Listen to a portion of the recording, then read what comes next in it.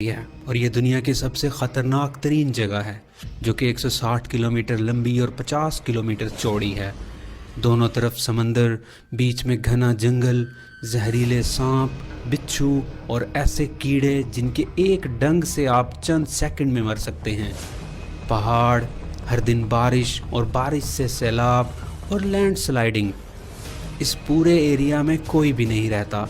यहाँ ना तो कोई रोड है और ना ही कोई कंस्ट्रक्शन, और यहाँ से पैदल गुजरने का मतलब मौत को दावत देना है। मगर ऐसा क्या है, कई लोगों की जान जाने के बावजूद भी यहाँ से पैदल गुजरने वालों की तादाद बढ़ती ही जा रही है।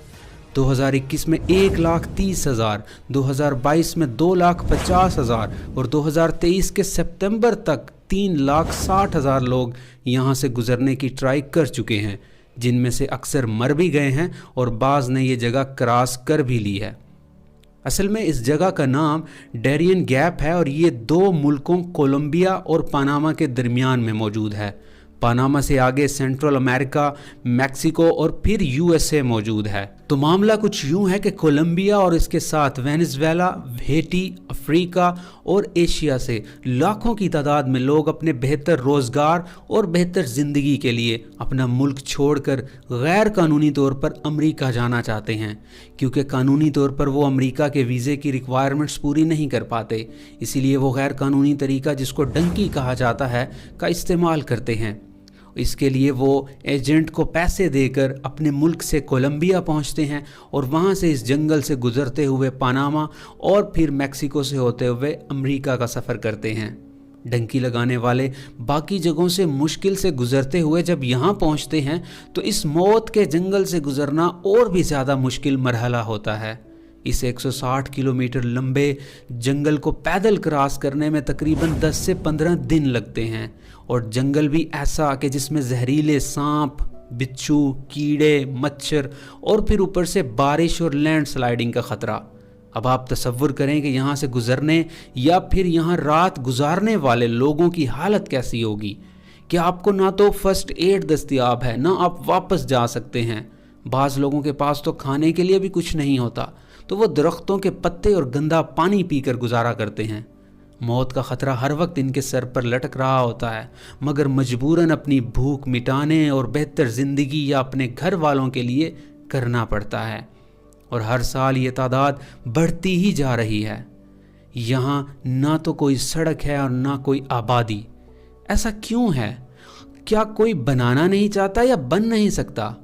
तो इसका जवाब ये है कि ना तो कोई बनाना चाहता है और ना ही यहाँ बन सकता है।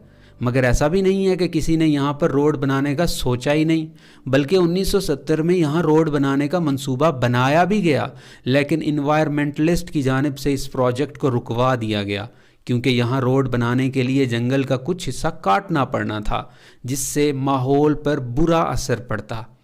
यहाँ तकरीबन सारा साल बारिश ही होती रहती है, जिससे सैलाब और लैंड स्लाइडिंग आम है, और धूप भी नहीं निकलती।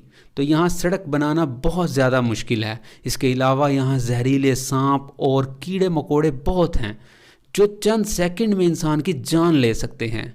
और इस सब को अगर हम कवर कर भी लें तो भी एक और वजह यह है कि कोलंबिया अपने ड्रग्स की वजह से दुनिया में बदनाम है।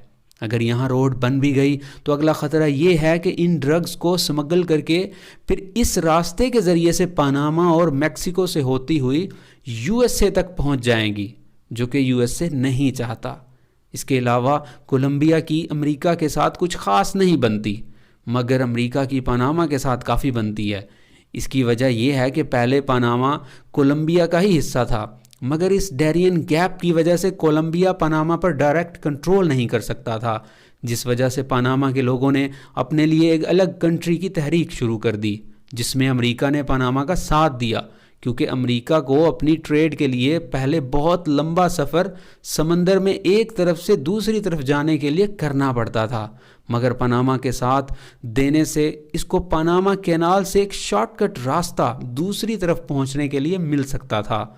تو اس نے اپنے فائدے کے لیے پاناما کا ساتھ دیا اور آخر کار پاناما الگ کنٹری بن گیا، اور پھر پاناما نے امریکہ کو اس کینال سے راستہ بھی دے دیا، اور آج کی ڈیٹ میں اس راستے سے امریکہ اور دنیا کے کافی سارے دیگر ممالک اپنی ٹریڈ کے لیے یہی راستہ چنتے ہیں، اور یہ ان کے لیے آسان بھی ہے اور شارٹ کٹ بھی۔